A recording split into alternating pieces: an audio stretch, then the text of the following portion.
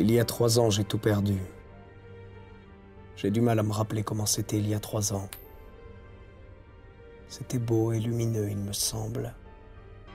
Il y avait plein de couleurs. On entendait les oiseaux, les rires des enfants. À cette époque, j'étais conducteur de métro à la RATP. J'ai toujours aimé cette fourmilière qui grouillait sous nos pieds.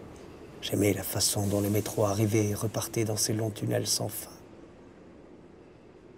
Le matin, tôt, vers 2 heures, quand je rentrais du boulot, après une bonne douche pour enlever toute la poussière qu'on récoltait dans ces tunnels, je rentrais chez moi retrouver ma famille. Ma femme était magnifique.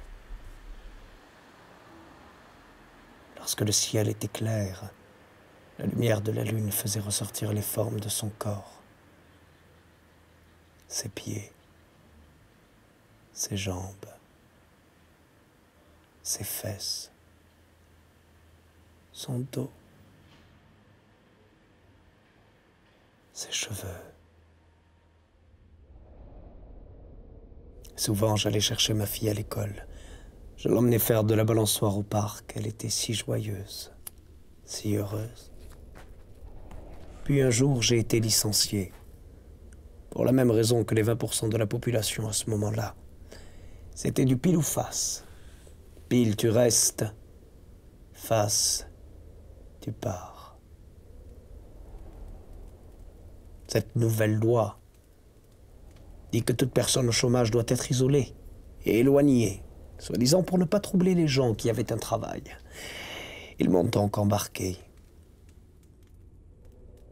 Je ne les ai plus revus depuis. 20%. 2 personnes sur 10 étaient enfermées, mises en quarantaine. J'ai entendu plus tard que tout ceci était lié à la surpopulation de certains pays, une chose découlant d'une autre. Voilà où on en est aujourd'hui. Une ville divisée en deux et une guerre qui dure depuis plus d'1 an. Tu sais, cette guerre n'a pas éclaté sans raison. Un jour, elle finira. Pour le moment, nous on loge ici, où on peut. Égouts, sous-sol et autres ruines appartenant à notre côté, comme vous le dites si bien.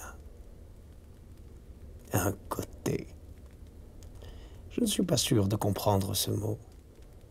Je ne suis déjà pas sûr de comprendre pourquoi un homme comme toi vient risquer sa vie ici. La seule chose dont je sois sûr, c'est qu'un jour vous le paierez.